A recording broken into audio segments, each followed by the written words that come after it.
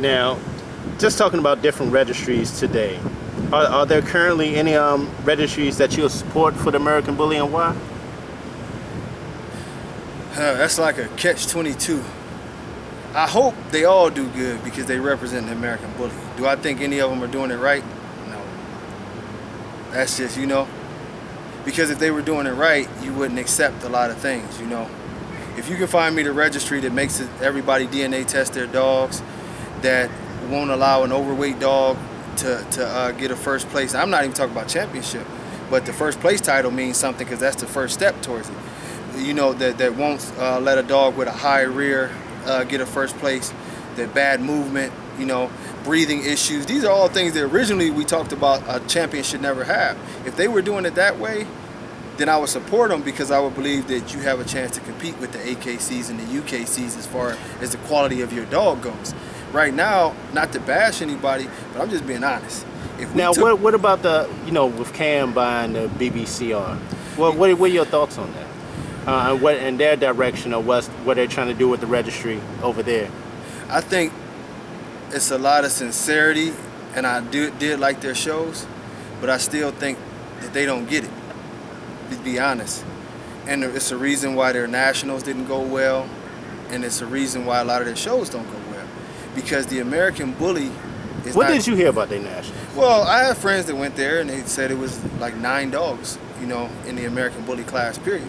Which for nationals, that's bad for a barbecue, But one of the reasons is because they don't connect with anybody. They take a very, very, very business approach, and the American Bully community is not like that. Like Kev Green is the opposite, where he promotes and he tries to get the community involved and bring them in. Kev has a good recipe, but his problem is that he doesn't follow the strict guidelines of the dogs. He wants to do what he wants to do with them. And in the end, you need both. You need the promotion, but you need a top-notch quality. And if you can't get that top-notch quality, you're going to hurt bad in the long run. Now, I want to talk about something. What's a true American Bully? Well, a true American Bully to me is just as it's defined in the original standard. And the standard is still pretty close to the same. But it's a pit bull on steroids, like Dave used to call it. The loose skin, it shouldn't be there. Now that's a flaw.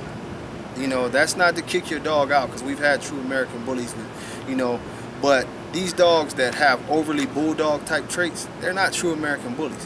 Throughout the history, you talk about Paco. Paco has a true American pocket look. King Kamali, that would give you, which I still say is a standard. I'm not getting this class where now we got 95-pound standards. But, the tight skin, the pit bull on steroid look.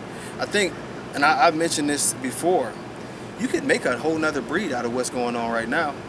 And if Dave was smart, he would have did it. Mr. Beans is not an American Bully. Anybody with good common sense knows that. Why don't you make it its own breed, an extreme bully? American Bullies can be bred into them, but they can't be bred back into the American Bully. Because if anybody knows what an American Bully is, Dave does. But this is the problem. I can show you 10 different dogs, and they all look totally different breeds, but they all called American Bullies. That's a registry's job. You can't go to the AKC and find 10 different versions of a Rottweiler. And they'll say, oh, it's old, but you have to start somewhere. You can't keep on every new day. That's a great point, because that was one of the questions. So what wanted me to ask you was, do you feel the AKC will ever accept the American Bully as a breed like the UKC? No, because it's not a breed. Just to be honest, it needs so much work, because the first part of it, and when I judged in Colombia, they are sort of like, that's the AKC of Colombia, And I talked to a lot of the judges. Some of the judges were from Canada, some of the judges were from South Africa.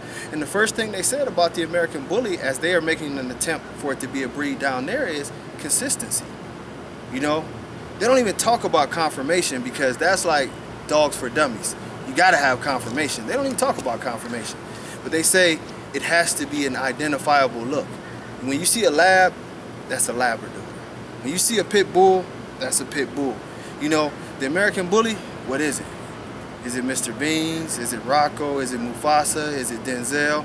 Those are all dogs that don't even look alike at all, And the registry's job is to get this all in line so it's an identifiable breed. it would take probably another 25 years before they would even take a look that way. You know, we got work to do. now, speaking on the whole D-line movement, with Denzel coming pretty much to the end of his career, who do you have being the new face of D-line for the future?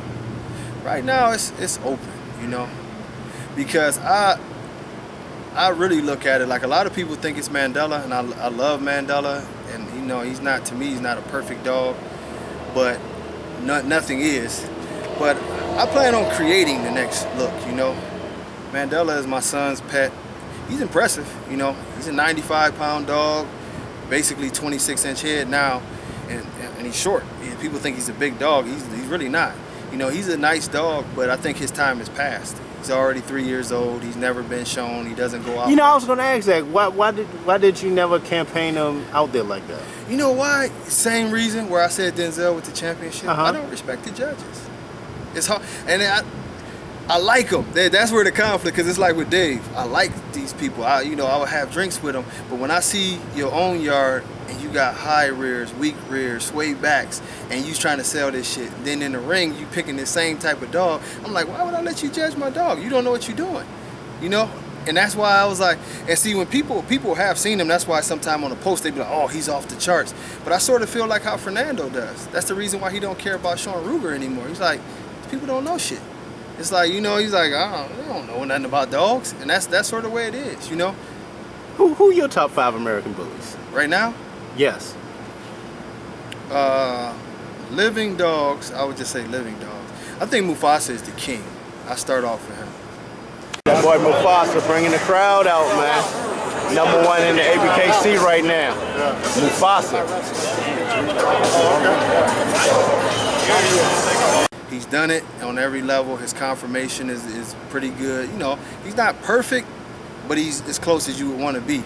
And you know, next on the list would be Ruger, and I think, you know, Ruger could give any dog a run for his money. I would put Sweet and Low in there. You know, Grand champion Sweet and Low right here, man. Bad female.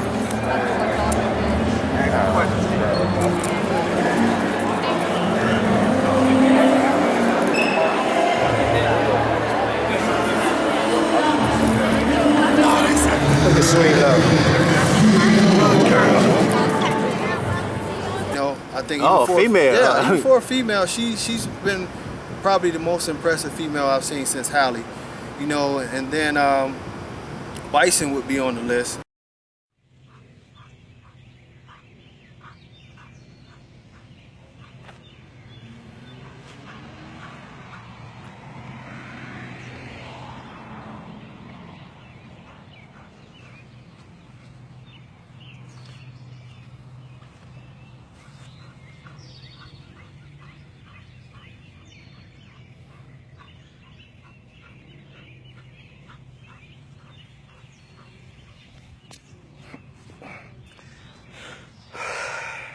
Because I think if you go into a movement contest and conformation, I love that boy Bison. I'm surprised a lot more people don't even try to breed to him like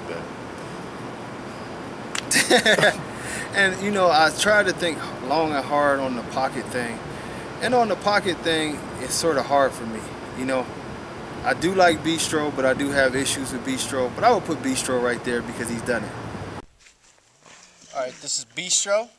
Beastro's off our boy Lock and Load and Lolo. And he's about 14 months old. Come on, Beastro.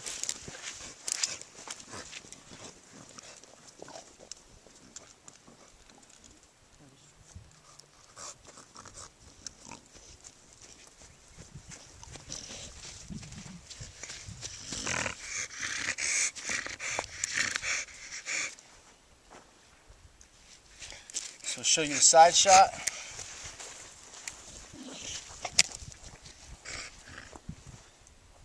Didn't even really need to touch him. Go show you the other side.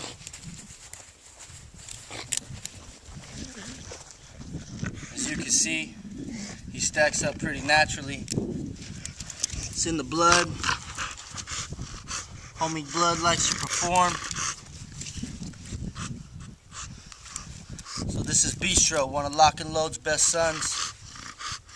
up for stud. You know, I was going to ask you about Beastro. What made you breed to him?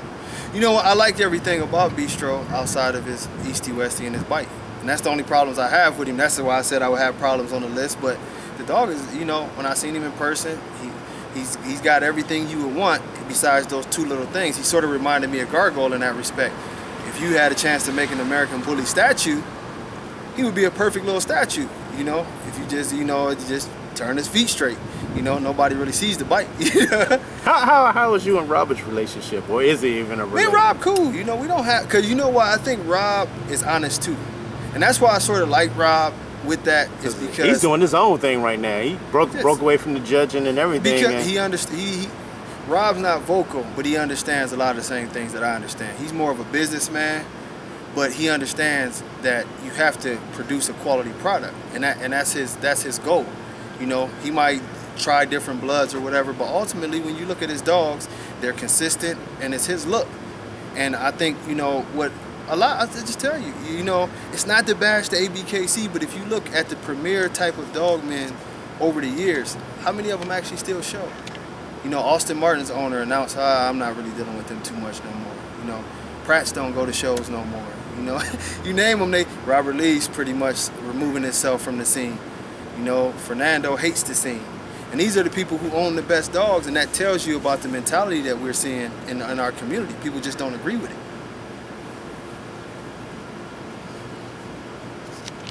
You must got a tricky question. You smiling.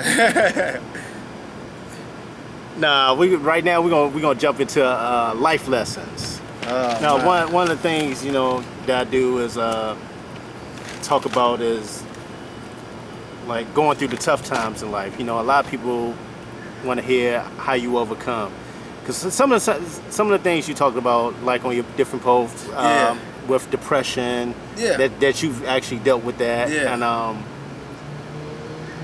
just overcoming certain obstacles and the tough times in life. One of the questions I wanted to talk about, you know, we talked about it years ago on a radio station before. And you talked about it. I don't know if you want to talk about it now, but we can talk. I'm always open to talking about. One of the toughest things you had to deal with was the murder of your mother. Yeah. How did you overcome that situation at the time? I think at the time, probably like most people, you bottle stuff like that up, you know. I was young. That's actually when I was just getting into the dog, 16, 17 area. And you know, you don't really know how to deal with those emotions. But time teaches you how to deal with things, you know. Now, I just had a friend murdered, you know, a month or so ago. And although it definitely doesn't take away from the thing, you process things because you understand that this is a part of life. You know, just like with the depression thing, you know, my depression was more hormonal, you know, where my hormones were shutting down, so it caused me to be a little more volatile at times. But mentally, you process it by understanding people, because we elevate people, you know. We see people, and you get this picture of people, you know, even being in marriage. It's the same way in a marriage, you know. Life is just like a marriage in a lot of ways. You're going to be disappointed with your wife sometimes. You're going to be disappointed with your friends sometimes. But always put that in perspective, you know, because we all imperfect. We all going to make mistakes. But don't let that moment carry on to tomorrow, you know. And that's sort of the way I've gotten over, like, I haven't had any issues with depression now for about 3 years at all, you know. And it is because I take medication and stuff to balance it out, but at the same time, my mental aspect is different. Just like with the dogs, people notice that I'm not quite as angry as I used to be. You know, I still cuss somebody out if I got to, but I don't carry it on. You know, I can cuss you out, see you later on and tell you why I cussed you out. We can have a drink and you can tell me about myself, and it's not a big deal.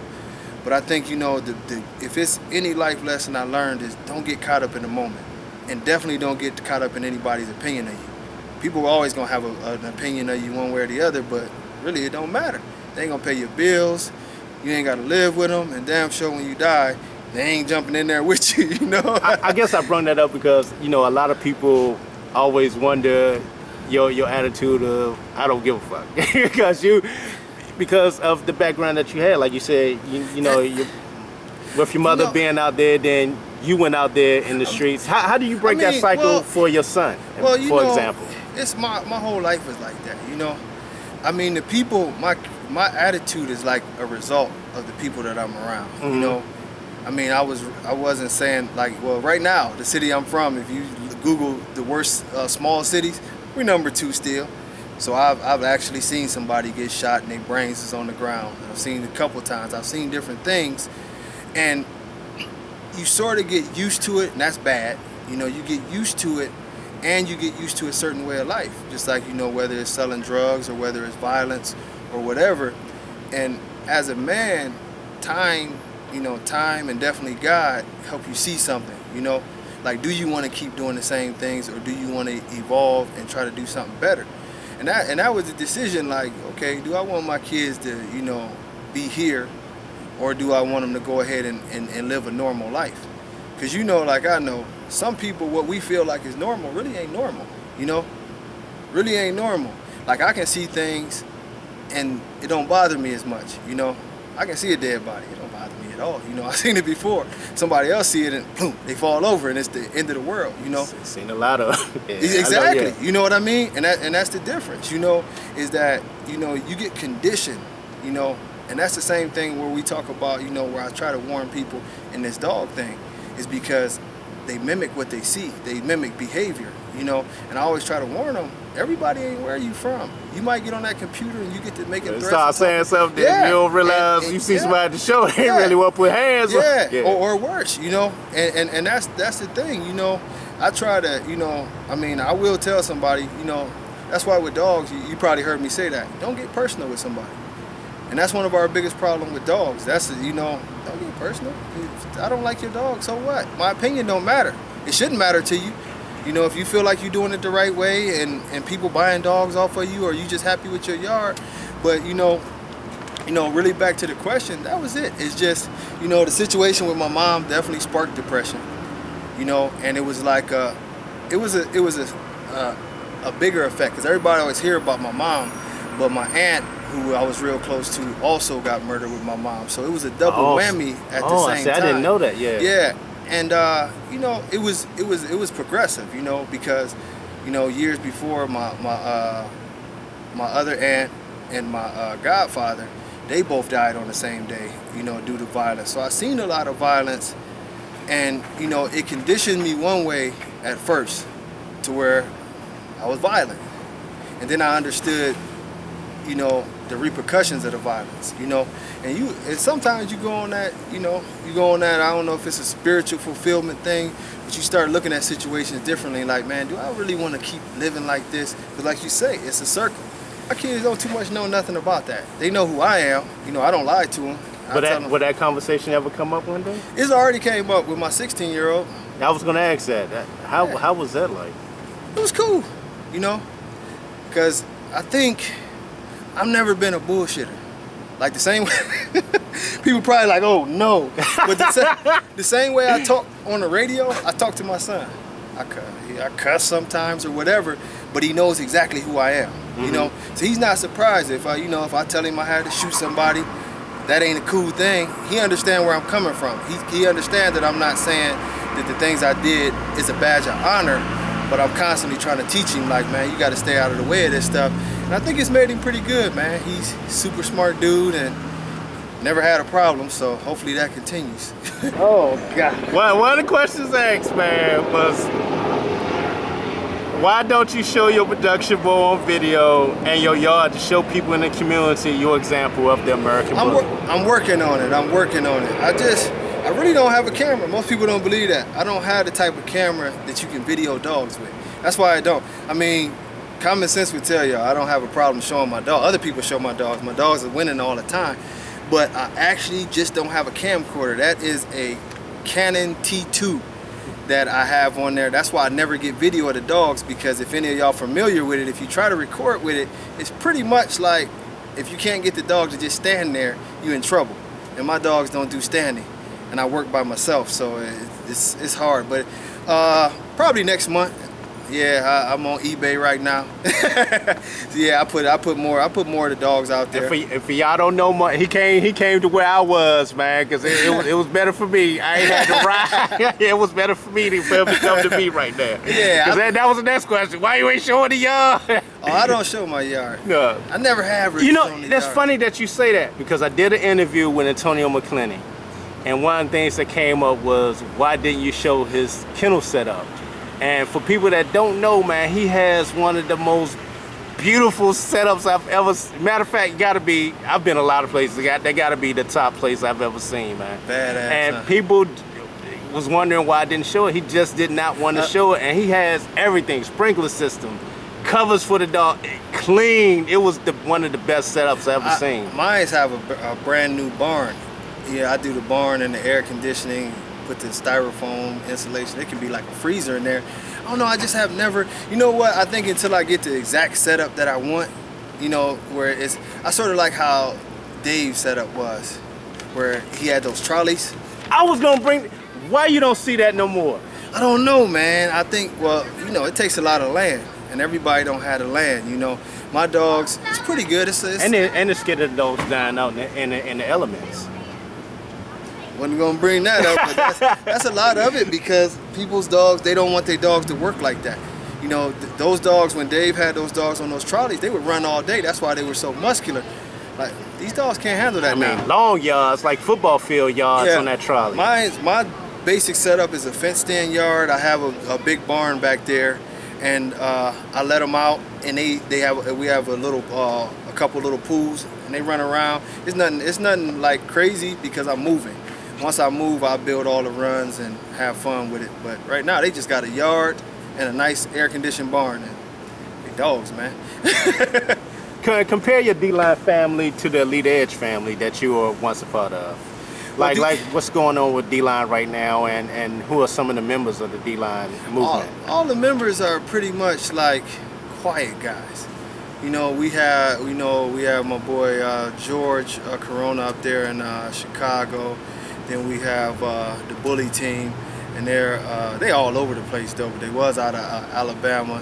You know, we got a nice crew. You know, my dude Antonio and Austin. We got a nice crew, but I like it this way. And the reason why I like it this way is our crew is not necessarily young in age, but they're at that point where it's like a fresh start for everybody. Mm-hmm. A lot of the members are young. Of course, you still got angry Danny Navoa, you know, but the most of the crew is young, and that's the biggest difference between the Elite Edge. We got the young team with potential, whereas the Elite Edge was already established. Already established. And you know, and you got guys in my crew that are doing breedings and building their yards up, but they sort of take my approach where it's like a time thing. They're doing a breeding to another breeding, and they've been winning shows and stuff, you know, but they just sort of relax with it, because you know they still in that process of thinking like, we need to build a line. Now, one of the registries that you're really promoting right now is the APDR, correct? Yeah. Talk more about that, and why did you get involved with that registry, and who actually owns that registry? Well, actually, I'm no longer with them. Oh wow. Yeah, I'm working on some different things. It wasn't nothing bad. They had, you know, the thing is just, I've been down many roads before, and you know, and I wanted to have more control, you know. So what I decided to do is basically just to go start from scratch and build my own registry from the bottom up. So I was going to ask that. Was that the plan? Yeah, because I think registry? It's you know, a very strict, you know, DNA testing the whole way. And I told people, if your dog has a high rear, it won't win. It won't even win a show. You know, if your dog has certain flaws. Now, if it's slight, we believe in slight. But some of these flaws that we see people get, they can't have it. But it has DNA testing across the board. The two dogs that's already banned is Miyagi and Bullseye. You know, because I just know they're not American bullies. So I'm not going to play with it. We don't have a classic class. We have 3 heights. If you make the height, you make the height. If you don't. And one thing I think a lot of people were complaining about now is that if you have a dog that's wide but he's lean and ripped up, you don't get punished for that. We judge on structure and frame, not how many pounds you can put on the dog, you know. Now, have you started the process of who all is going to be a part of that registry? Yeah, we have a few people. You know, we have John Easterly is going to be one of the main guys. Okay. Yeah, we have a few people. Some of them are trying to remain nameless until the time, but we went with a lot of the old guys and some of the new guys. And some of the different stuff you'll see is that we don't plan on using a lot of American Bully judges. Really? Yeah. I'm gonna bring in. I've been dealing with a lot of other communities. Sometimes your American Bullies will get judged by a Beagle judge, but a judge is a judge. You know, it doesn't change. A judge, if I never had judged English Bulldogs before, and you know, I talked to a guy who was there 50 years, and I said, how you think I did? He was like, you picked everything I would have picked. But it's a structure thing. You know, if you know the standard, and I want to remove the general public's doubt. You know, oh, that's such and such friend, so he picked this. So you see a person in the ring, and of course people know John, but John is sort of an asshole, so you already know your dog got to be on point. But I want to mix it in so our community can grow, because right now I feel like our community is really dissipating. The shows are getting smaller. You know, it's like it is. I've seen it for a fact. That's a fact.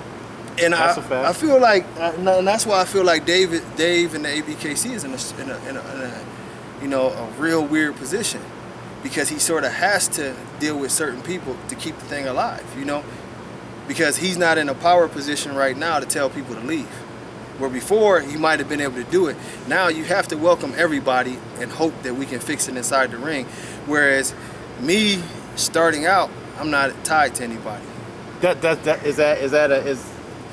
I want to say, is that a scary process? Being the fact that you seen a lot of registries pop up for the American Bully, and you seen some fall by the wayside. Like for example, with I ain't gonna call me a hater for this, with the RKC and the downfall of what happened with the RKC.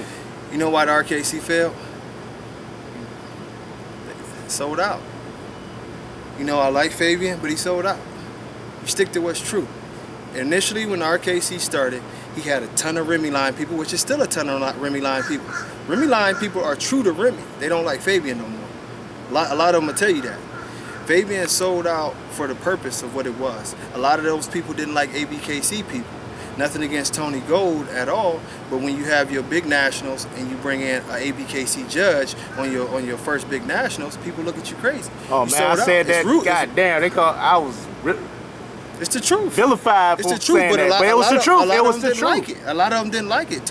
I think Tony Gold knows dogs, but it was a bad move. You don't go at that time. Yeah, at that time. You don't go and get something that your people is against. That's the same reason why in my registry he didn't trust his own judges and people at that time. So for me, it was a big shock to see Tony Wade and Gold be the judge for the RKC Nationals.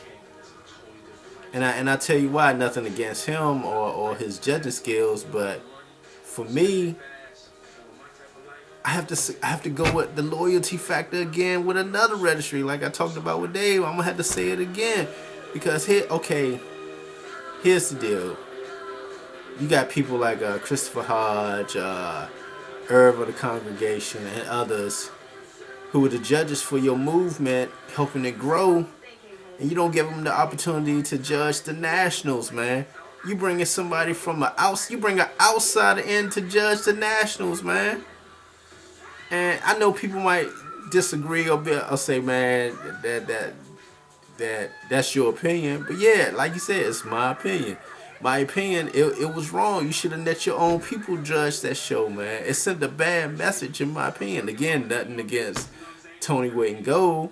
If you was going to make a move to make him a senior judge, that should have been done after Nationals. You get the people who roll with you from the beginning the opportunity to judge that show. That left a bad taste in a lot of people's mouth, man, to be honest. And I know it had to take a lot of,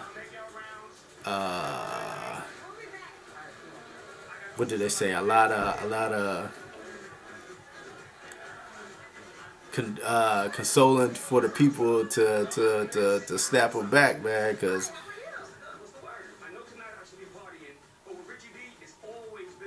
for me, man, it's a loyalty factor, man. I always say that, man. People ride with you in the beginning, man. You ride with them. You might disagree with something. Okay, example, man. I might disagree with my brother about something. but that's my brother or that's my folks. I'm gonna ride with them regardless. I might not like something they do, but I'm like, okay, boom, we gonna hash it out. Let's get it done. Or you be like, talk to him, man. Be straight up about it. Look, man, this is the direction I'm going in after the Nationals. I'm gonna make Tony the senior judge. Boom, boom, boom. Like, again, nothing against Tony, but in my opinion, that left a bad taste in a lot of people's mouths by him being the judge at Nationals, man. When you should have rolled with your folks regardless. And the reason I say that, you might have brought him in to think he was going to bring in more people, which might come to pass later on in 2015. I don't know. It's neither here or there for me. But I'm saying at that time and at that moment, it should have been one of your peoples, man, to judge that show. And you might disagree with me and come out with a video saying I disagree. That's your opinion, but I'm just giving you my opinion about the situation. And I'm gonna be honest, man. You at a situation now where the national winner, you can't even promote him. He don't really mess with the RKC, man. That's what's the whole messed up part about it, man. Fernando don't mess with the RKC, man. The only reason he came to the RKC Nationals because he knew Tony Wait and Gold was the judge, man. He basically said that on Spielberg radio show. And that's real talk. So now you left in a dilemma where you can't even promote this dog as your Nationals winner because he'll never. If he comes to a show, I will be surprised unless Tony's judging. That's being real talk right there. And I'm gonna say another thing, man. And somebody at the show know I said it to him too, man. In the beginning of the show, man, early beginners, when I saw Al Rivera at the show with Ruger. And nothing against Ruger, bad boy, but I said right there, that's your Nationals winner, and they know I ain't lying. And that killed him. You know, I think it was the most obvious move was to put Chris as the first Nationals judge. He been the right hand of Remy Line the whole time. He definitely knows dogs. Get a man to judge to make your people happy. Instead, you do what you want, and everybody felt sold out. He lost all support. Some of those, you remember some of the original RKC shows was nice and had good size. He lost his support because he couldn't stay. There was a big momentum at that time in North Carolina. They really had a big foothold in North Carolina at the time. But after that show, it was it. You know why? It's the same thing with the ABKC. The ABKC, when we was getting 800, 900, 1,000 people or more at shows, even barbecues, just to the point where you stop in traffic, you had a dedicated people who was dedicated to a certain style of dog and conformation, and they knew what it was. When the ABKC started allowing an element that we had always all disagreed with, just for the fact of saying, okay, we're gonna let these people in, you lost everybody. All of the people, like people think that the old school dogs, as they call them now, but the older dogs that look like Remy more and that look like some of the older dogs don't exist. They exist. The people just don't go to shows. And that's why now you have shows where, you know, I'm not calling anybody's show out, but just recently they said it was a show where it wasn't even 40 people in the house, and that's an ABKC show, you know. And I've been to one where it was basically nobody there. That would never happen in the past.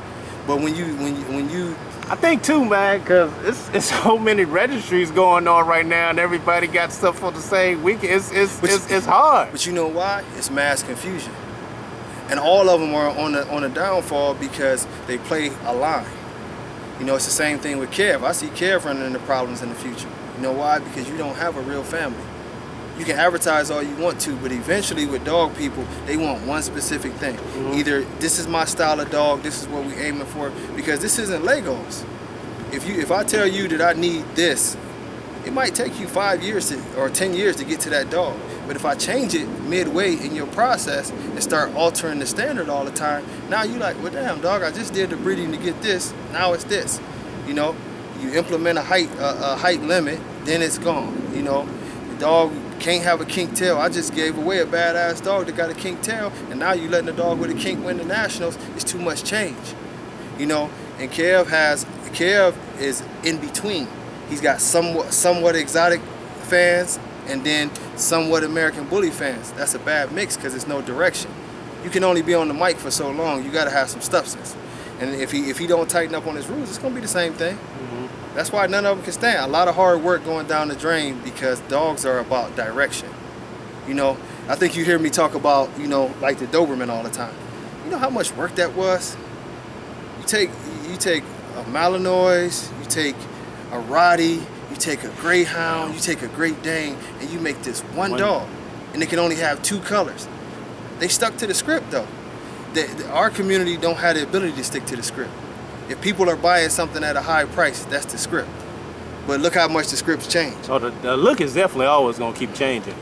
And that's what because it's a free fall. You can do what you want. And you know what? And I don't, not to be like rude, but I don't want any of those people around. I'm here for the real essence of what it is. Give me a good dog. That way I can come to you, I can come to whoever else, and I can say, see, that's a good dog. That's what you need to be breeding to. This is what we're promoting. You would never see a dog like, you know, a Beans. And people be like, why do Beans keep on coming up? Because honestly, he was the worst example of anything I've ever seen in the ring. And I'm talking about that was actually winning. That one dog, Berserk or whatever, he was terrible too. But Beans, you know. I remember Berserk, yeah. But to see a dog that couldn't breathe and wouldn't walk and then had other physical issues, grand champ, and be paraded around as you had a big problem. And if you notice, the year after Beans, it's a big drop-off. You know, it's a big drop-off. Because a lot of people walked away disheartened. They be in my, man, one day I'm gonna just send you a list and show you, my inbox fills up with people just like, I'm not going back. Oh, I had to ask before we go, 'cause I know people will ask you why I ain't asked. The you and Khan issue and the whole Rocco issue, what's that about? Rocco is not a good example of an American bully. Khan always goes on this thing of, you know, and even some of his friends have told him to calm it down. But see, he followed the Bashar mode. Would you say he's a beautiful dog? I think he fits into the same category, not that extreme, but like I say about Bullseye. If I just seen that dog, I'd be like, oh, that's a cool dog, you know? But as far as an American bully, he's not. You know, when you... Okay, man, we out here back to the Bullies too. Got my man Khan on a Euro Nationals winner. Name all the stuff you got so far, man. We got your international winner, Grand Champ Rocco, he's back there, and then we got you know, another international winner, Rocco, right there. Right now, he's residing in Italy with Viviana. That's really it. Let me ask you, man. You know, we out here back to the Bullies. What does back to the Bullies mean to you? For me, back to the Bullies, back to the bigger style type of dogs. To me, back to more of the wow factor, show ring dogs, stuff like that. To me, that's what it is. Get everyone back together to see what the original goal was. Is to have a massive dog, extreme dog, still correct, and it's just stop traffic. That's really it. Do you think is a big debate about that going back and forth with people in the community? Like a lot of debate about what the style, bully. Yeah, the style American bully. A lot of there's just basically two sides of the argument. You want a clean dog, structured thing, maybe a little leaner. Then you have the other side who wants a more wow factor, more bone, more mass, more head, more everything. But they're you know they're okay with sacrificing a little structure in here, and then the other side don't want to sacrifice a little structure for a little more mass. So somewhere in the middle down the road, we should come together and make a beautiful American bully. You know. No. Came up a little short last year at Nationals. This year, in your backyard, man. Chicago, what is it going to be like in your backyard? Whole family coming out? Whole family coming out. You know, the whole yard's coming out. We're gonna bring the girls out this time because you know we have a lot of females. They don't get a lot of attention because we have males to campaign. But for national, we're bringing out the heavy-hitter females. So watch out for the girls this year. You know, that's a great point. I wanted to ask you about that because do you think that's lost where you always hear about the males, but nobody brings out the wow factor females? Definitely a lot lost in the females. You see a lot of females being not given credit when the breeding is successful. I always try to give credit to the matriarch, Lola. She's one of the best producers in the country, in the world of American Bullies. So she made Rocco, she made Tash, she made Logan, she made all her grandkids looking. I mean, she's just one of the best bitch out there, and a lot of females like the foundation of the American Bully has got to be the females. That's something you forget, and you got to go back to that, like back to the females, back to the bullies. That's where they come from. So that's the backbone of your program, and that's if she wasn't there, Rocco would never be here. I gotta ask, man. Why you think you get so much love on your boy and also so much hate at the same time? It's like the yin and the yang. The explanation is this: if Rocco was owned by someone else, which he was owned by someone else, we produced them, we sold them to my buddy Adi, and then 10 months when Adi sent me a picture, I was like, let me campaign this dog because he's exactly what I feel an American Bully should be. So back and forth, we came in agreement that he would sell him back to me. And then I bought him, and that's all the story it is now. The reason people hate me so much because I push my product a certain way that they don't like. That's how I feel to bring my product. That's how I do it. You don't have to like it, you don't have to agree with it, but that's how I do it. Some people don't like it, so they hate me for whatever they want to do. But I get a lot of love because you know what? I talk a lot of smack, but I bring my dog out. You can't talk a lot of smack and leave your dog in the house. So he earned his respect through that. Some people love you, some people don't. To me, it doesn't really matter. I come to the show, you come to the show. It doesn't. As long as we respect each other, it's fine. How's the love been for him overseas in all the different countries? They love Rocco. I had 17 breedings with Rocco. I only have maybe 3 left that were able to. Australia wants him over there. Africa wants him over there. We're trying to, he don't have a problem going. I have a problem going. I need to get my passport. We were supposed to go to IBKC. Tom, why you don't have a passport, man? Because I'm lazy. I'm lazy. I'm getting it though. The wife is gonna get hers. I'm getting her mine at the same time. So we're gonna actually go this time. So we'll see what happens. What's one of your most memorable moments from a dog show? I would have to say Nationals winning Grand Champ class was probably one of the best feeling. Handled by this guy right here. Come over here, man. Come over here, man. Come over here. What? I got Tyler Wilson. Okay, that's off my bucket list. He didn't talk, but he got on the camera. Yeah, I think that's one of my proudest moments is when he won the Grand Champ class. It was tough. Well, actually, not the Grand Champ, the Champion class. Champion class. That's when he champed out. The Champion class. I'm sorry about that. Yeah, that was one of the really proud moments. We planned it out that way, and it happens just that way. So it was awesome. Hey man, right now the Midwest is bringing the heat, man. Midwest is not gonna stop. Oh, why is it like? To me, on the outside looking in, man, it looked like a brotherhood. It actually is a brotherhood. For the longest time, you heard that about Cali, but it seemed like Midwest just.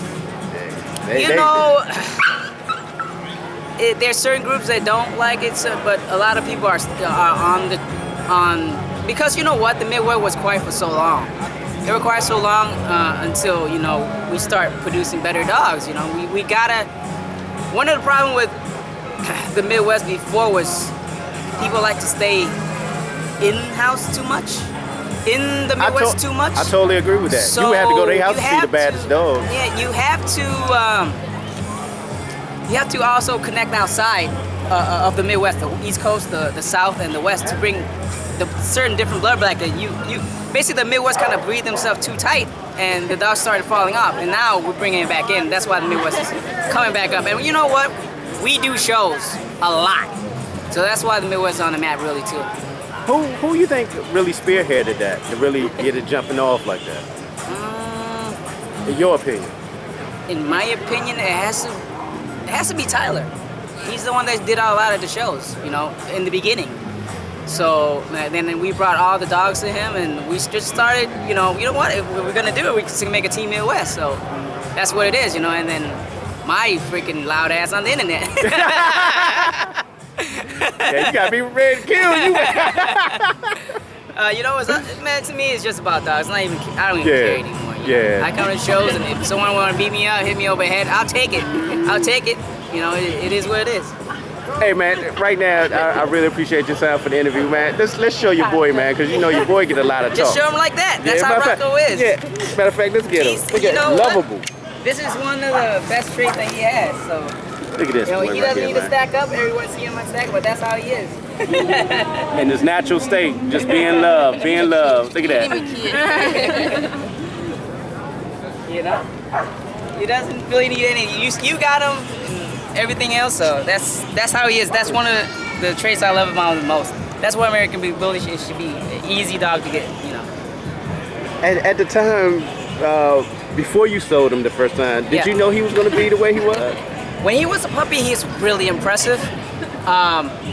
Something happened during the whelp that, you know, he got a tail imperfection that everybody seemed to think about. For me, I think Lola broke it, but I'm not sure. Sometimes he holds it straight, sometimes he holds it a certain way that looks like it's a kink. And when he's relaxed, you can't even feel the knot in it. So I'm gonna have an X-ray and we'll find out for sure. But that was the only reason I sold him. Because at the time I was really stickler about having a perfect dog. I need to get a perfect dog, stuff like that. But honestly, if I knew he was gonna turn that way, like right away, you know, he was impressive in the beginning. I knew he was gonna turn out to be really impressive. But I had to have a perfect dog, and I sold him. And he's still popping. Me and Gabriel produced the dog together, and we sit down. We said we need the boss's headpiece slightly in the middle, and then. With Lola, she always throwing the body, so that's where he gets his body, and the headpiece is from probably that. In your opinion, who's the dog you think really changed the American Bully game to the dogs that we see today? Who's the dog that really changed the Magoo? Magoo. Has to be Magoo.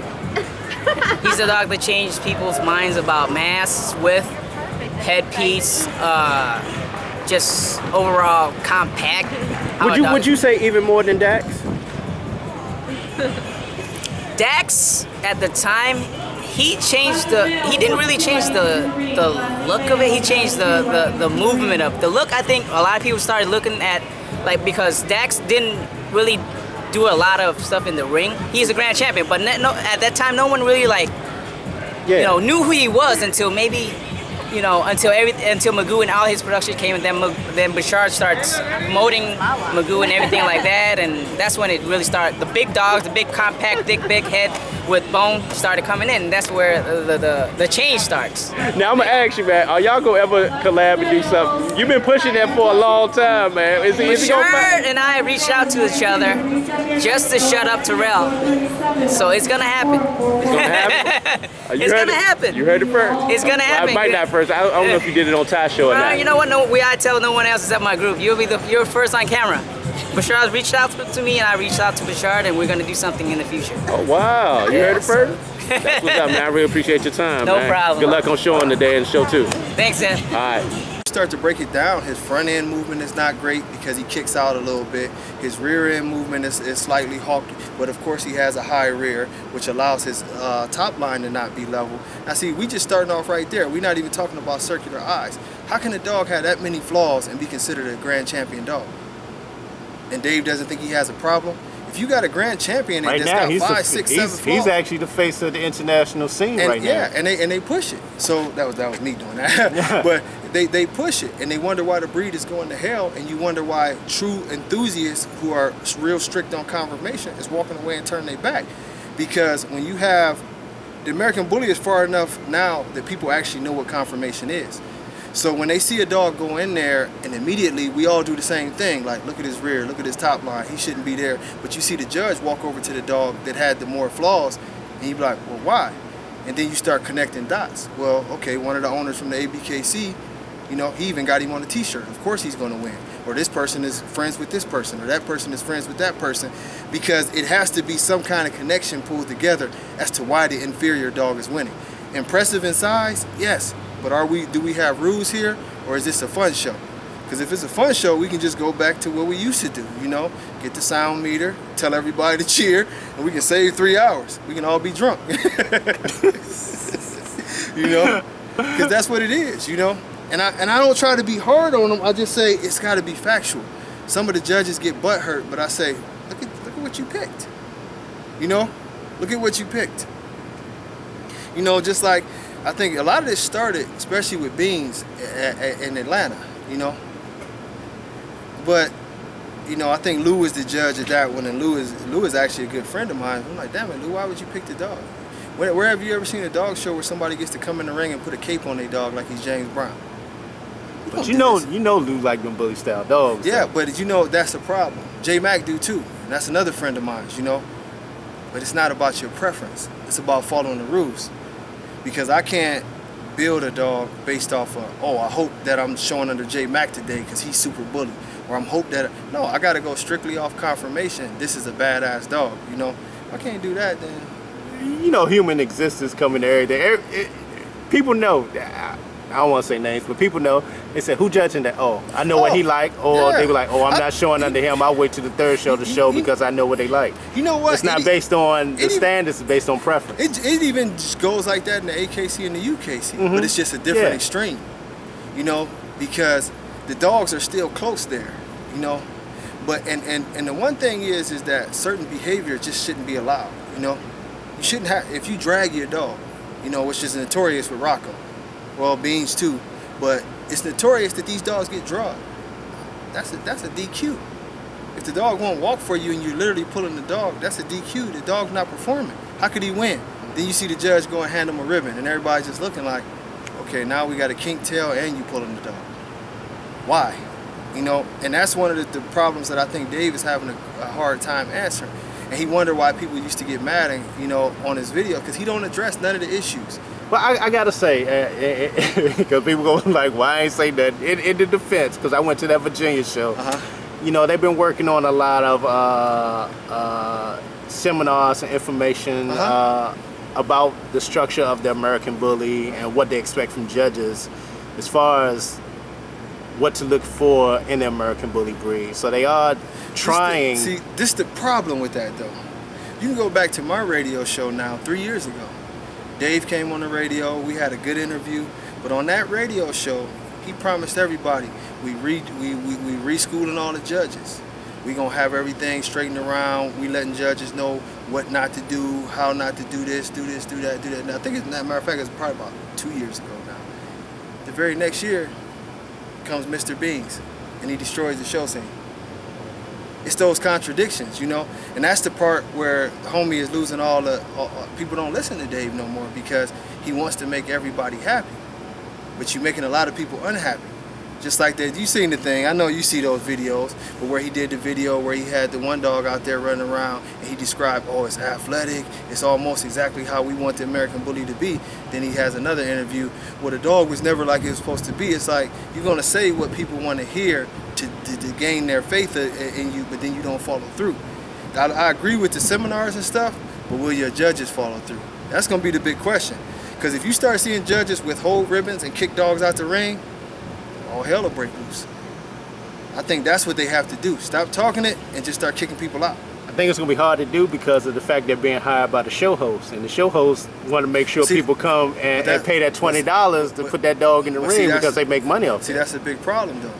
Why are you giving the show host that much power? They don't own the ABKC, and when it's all said and done, the show hosts will end up being your competition. Kev Green showed that, you know.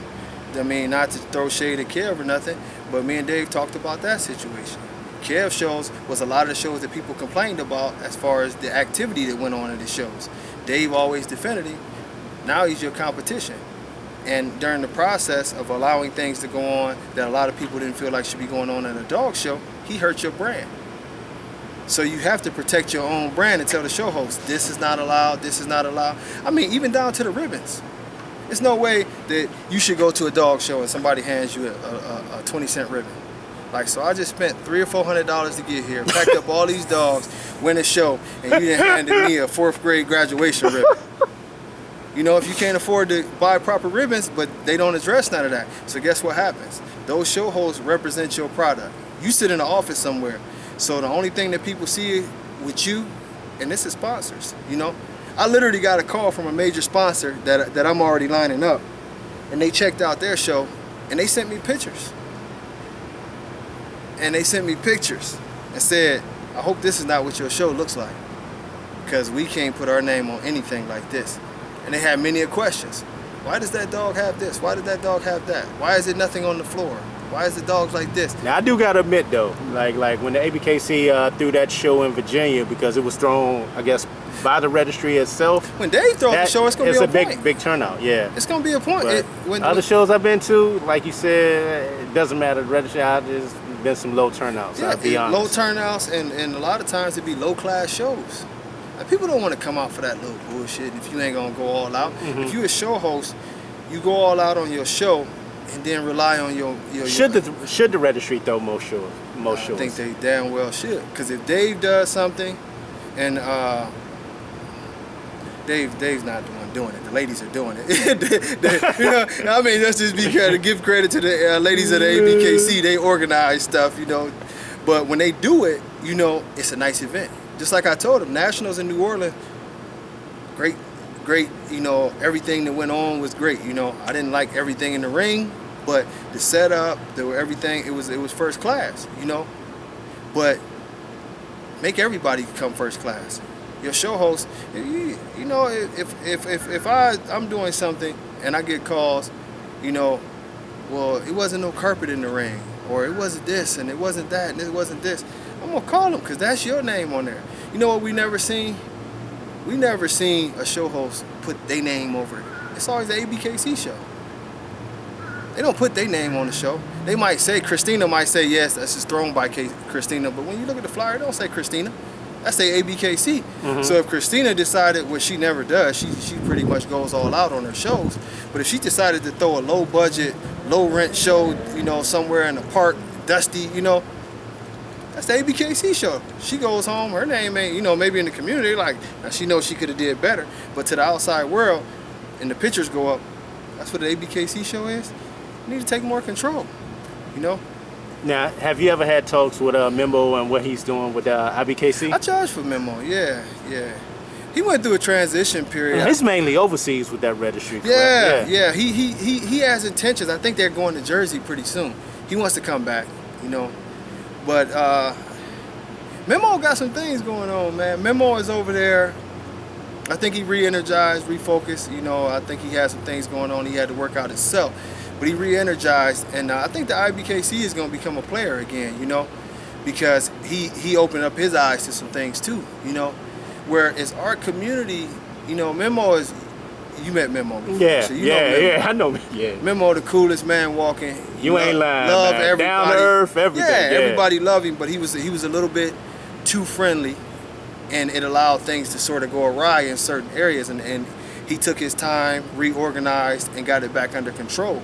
You know, just recently I was surprised, but not surprised, that he started speaking out about the health and the quality of some of the dogs. And he's getting calls like I get calls, you know. Some of these dogs that they brag about making so much money for in China, there's a lot of emails that come from China like, I don't want none of that shit, you know. No, it's interesting you say that. He actually been talking about that for a couple of years now, about the health. I don't think people really caught on to it. Yeah, he's getting more aggressive. Yeah, he getting more aggressive with it now. Because when we talk, you know, that's our conversation. When we talk, that's our conversation. But now he's starting to see, you know. Me and him had those conversations, and he's starting to really, he said he want to buckle down, because me and him see eye to eye. You know, like I told you, a lot of the old EE guys see eye to eye. We don't see real American bullies running around no more. Now, well, do you think the Atomic Dog magazine would ever come back, or a magazine like that? Because that was the premier magazine for the American bully breed at the time. I mean, people was knocking down their doors trying to get on that cover. I think they could do something, but you know, nowadays it would have to be like a network. You can still have a magazine, but you would have to have like a channel to go with it or something, because people don't buy magazines no more. That might be the worst investment that you can do to try to start a magazine right now. I said that, boy, damn near got crucified about that. I mean, it is. You know, everybody know print is going down here. Even books, Yeah. you see everything is on you. Get it on your phone. Yep. You know, I was just listening to Iceberg Slim. I just $8. You know, and they ain't buying books and magazines no more. But I would love to see. You know what I would love to see? I would love to see Memo do a real channel. It's the American Bully Show Season 2. It's going down. It's your host Memo of Atomic Dog Magazine. You're watching the American Bully Show, the only TV show that brings you coverage across the nation of all the top dog shows in the American Bully world. This is the only show that's going to represent the American Bully in a positive way. You're watching the American Bully Show. Keep it bully, baby. What's up, everybody? It's your boy Memo from Atomic Dog Magazine, right here in Los Angeles in front of the Shrine. That's right, the Shrine where they host the Oscars, Billboard Awards, and the BET Awards. But this year, October the 18th, they hosting the Atomic Dog Super Bully Show, where you're gonna see live performances by Baby Bash, Rob G, Technique, and many, many more. Also, in this building, you're gonna see some of the baddest bullies in the world, like Remy, Little Ro, Tonka, and Legend. But enough said, I got a few people that got something to say. This is Dave Wilson of Razor's Edge. What's up? This is Press from Press Pierce. How you guys doing? I'm Richard, but I have representing Dline. This is Oliver De La Cruz from Cali's Finest. Yo, what's good? This your boy Big Sam from the East Coast, A-Town side. This is Marco with Suarez Bulls Kennels. This is Oscar from Blue Fire Kennels. Yo, what's up? This is Joe from 91 West Empire. This is Cruz from Bow Wow Kennels. What's up, everybody? This is Faye representing Remy Line. I'm gonna be in the house. Team Paco will be in the house with the very first ABKC champion, the Samurai Paco.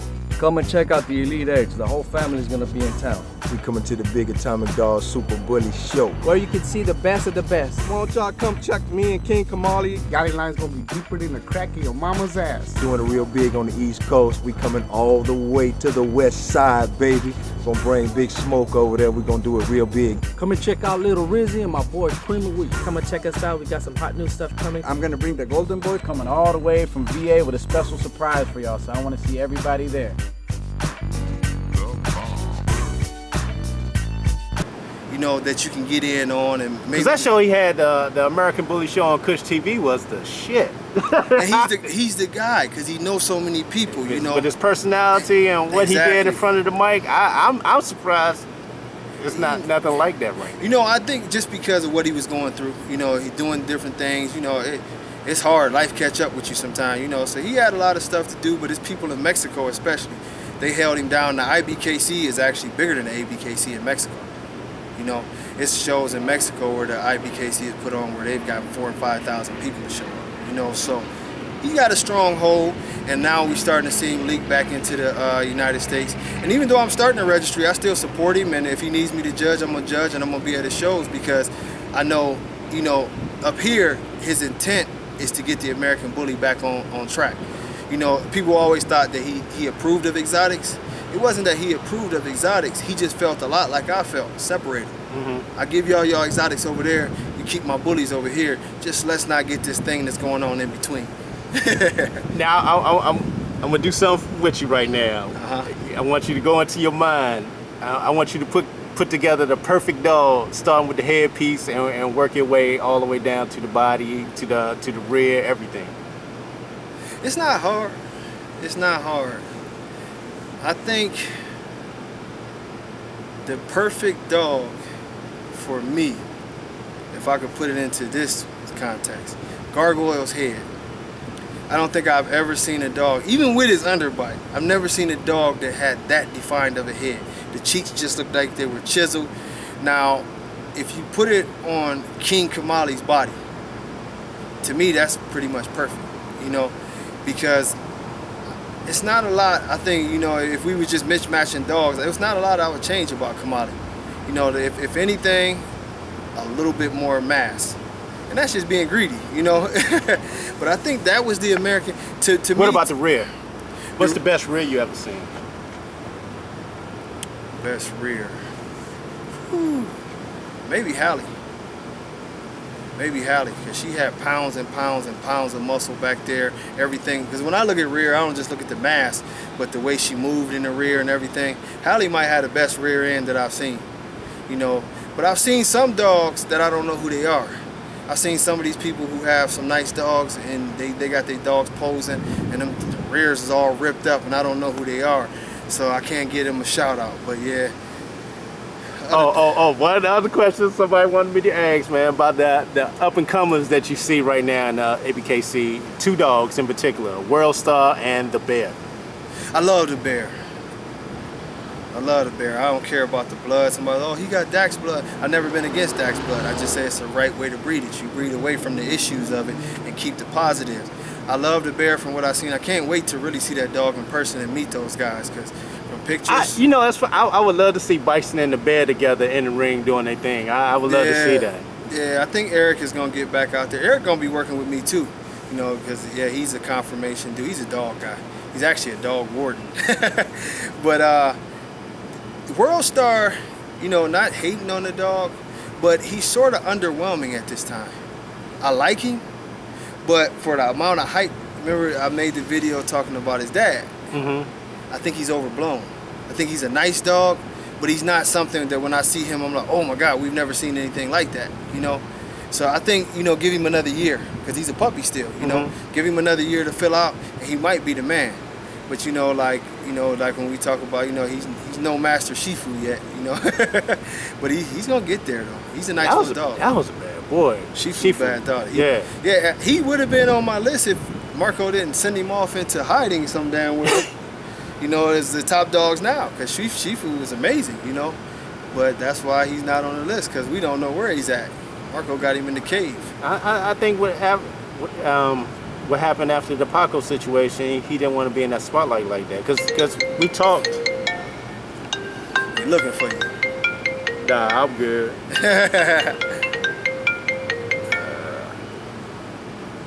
Yeah, I'm good. But yeah, we had talked, and one of the things was with Shifu. Yeah. He champed him out early and put him away, didn't bring him back out till Nationals. And he didn't even show him. He had somebody else show him. He didn't even want nobody to know that was his boy. Yeah. Marco's weird, man. He is. Maybe it's the paranoia, because Marco's just weird, man. Weird in a good way. Nice guy, hell of a guy. But when it comes to his dogs, he's so particular. He's almost like a Prince type of recording artist, you know. He in there, and he's the only one that really knows what he's thinking. And he's gonna come out with some more bad stuff, you know. He's gonna come out with some more good stuff. But I wish he would have used Shifu more. I wish that he would have let the public use, you know. That's and those are friends of mine, him and Fernando. But the unavailability of Ruger and the unavailability of Shifu, it actually hurt the American Bully game is you know, a lot more than people would think. Speaking of Fernando, why do you think, because you know him more than most people, why he doesn't really like to bring his boy out to the shows and everything? You know, Fernando is like me, but on a more eccentric level. Like Fernando, like I talk my shit, right? Fernando lives it to the fullest. Like I live it, but he really hates the ABKC. He really, hate's a strong word, but he strongly dislikes the ABKC. He strongly dislikes what they stand for. And to him, he's totally offended. Like some of the dogs that I talk about, he's totally offended. Like he's the type of guy that he sees these dogs with, you know, and he's a confirmation guy. You know, Fernando is got me by a good amount of years and dog experience. So he can break a dog down like no other. So when he sees it, it drives him crazy. Like it gets so far up under his skin that he just doesn't want to go out anymore. I asked him about it. He's like, man, he just... Now, have you talked to him about what you're trying to do as far as... Yeah, he supported. You know, he's actually going to help me out with some things, you know, as far as the standard and, you know, getting things set up and stuff like that. You know, he really, that's a dude who really supports the American Bully. He don't have any allegiances or alliances, and he has no give. If you bring up Miyagi, he'll walk out the room. If you bring up Bullseye, he's gone. He's that dude. Now, what are the three things that are going to be different with your registry compared to other registries that's come out with the American Bully breed? DNA testing is the first thing. You know, DNA testing is a must. You know, and so everybody got there. You know, it's never going to be foolproof because you always got somebody who's willing to cheat. But if you build this throughout a course of years, you dwindle down the opportunities to cheat. And if you do try something sneaky after the fact, we can always go back and we can look at things and start questioning things, you know. And I'm not even against that. If I find out something, you know, it could be 4 or 5 years after the fact, and just eliminate those dogs because we want to keep it pure. Our judging is different because high rears and those other issues, they just won't be allowed. You know, if it's minor, like I said, if it's very minor, we'll allow it. But you're going to see us be a lot more strict and way more consistent. Our standard will never change. I told them that the moratorium on the standard changing is 20 years. So whatever we write this time, it's got to stay the same way. And as far as structure, height, and all that, now it might be something that we decide to throw in there that we feel like help the rules process. But if you start breeding a dog based off of the standard that we write now, in 20 years from now, you still got the same thing. Now, will you be going to ABKC Nationals this year? I'm thinking about it. I really want to, but I don't know what's going to happen, you know. I don't never hide. I'm going there, you know, because I enjoy the people, you know. That's why I say I still hope that they have a good show.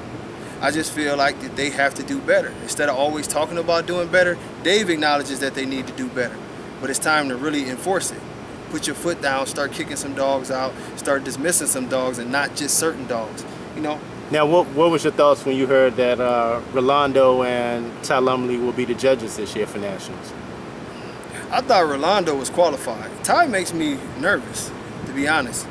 I don't know if he just puts on a front on some of the stuff that he says, but some of the stuff that he says, he pushes stuff outside of the realm of the standard, you know? When he makes fun of certain things about the standard, it's a contradiction. How is this your judge for Nationals, but then he goes out and he makes fun of certain things about the standard? Judge it strictly, not to your opinion. And that's the only thing. I'm not showing a dog, so it don't matter to me, you know, one way or the other, but it makes me nervous to hear a judge always enforce his opinion over what's in writing, you know? It's really not fair to the people who's showing. Hey man, I really appreciate your time as always, being candid, man. Finally got down here, man. I love this city, man. Besides the heat. The heat, not the heat though. God. Yeah. Man, but as far as the beaches, I enjoy myself down here, man. And for the haters, no, we not at his spot. We are here at the hotel where I'm at right now. Why you ain't show us dogs? You know, next year when I move back to Clearwater, I actually have a setup, so. Oh yeah, Clearwater, nice, yeah. Yeah, I'm coming back over here. Yeah. Bye, Tampa. I appreciate it, man. Man, I appreciate it as always, man. All right, brother. Bully Talk with ZEB, and we out.